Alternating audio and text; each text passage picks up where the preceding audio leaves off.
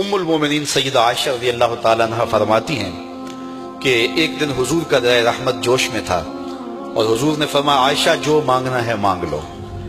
میں نے عرض کی یا رسول اللہ اگر آپ اجازت دیں تو میں اپنے باپ حضرت ابو بکر صدیق رضی اللہ تعالیٰ عنہ سے مشورہ نہ کر لوں کہ میں نے کیا مانگنا ہے؟ تو فرمایا کہ جاؤ مشورہ کر لو، مشورے کی اجازت بھی ہو گئی۔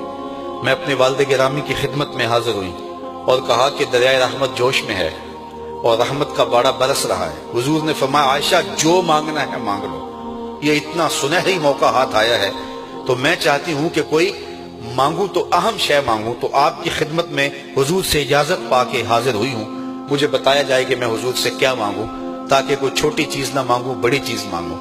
تو حضرت ابو بکر رضی اللہ تعالیٰ عنہ نے فرمایا کہ بیٹا حضور سے جا کے کہنا کہ معراج کی خلوت خاص میں اللہ نے آپ سے جو راز کی باتیں کی تھی ان باتوں میں سے ایک بات بتا دو۔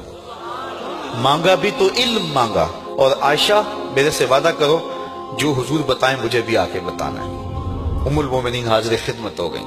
حضور نے پوچھا عائشہ مشورہ ہو گیا؟ کہا جی حضور ہو گیا۔ کہا مانگو کیا مانگتی ہو؟ کہا حضور معراج کی خلوت خاص میں جب اللہ کے حضور حاضر ہوئے رب نے آپ سے راز کی باتیں کی تو ان باتوں میں سے ایک بات بتا دیں۔ حضور مسکرا پڑے۔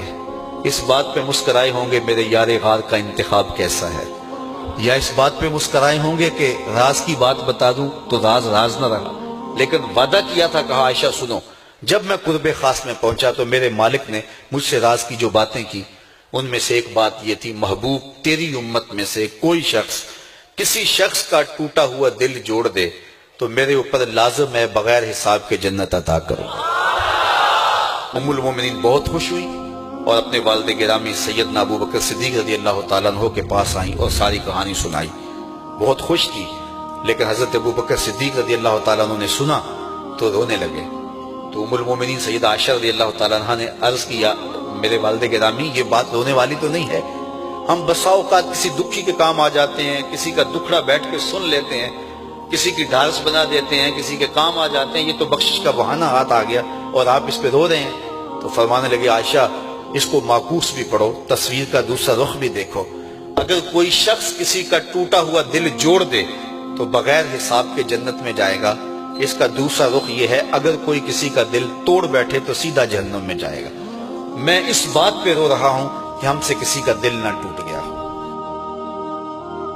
حضور نے فرمایا اللہ اس شخص کے چہرے کو تر و تازہ رکھے جس نے میرے سے کوئی حدیث سنی، پھر جیسے سنی اس کو ویسے آگے پہنچا دیا۔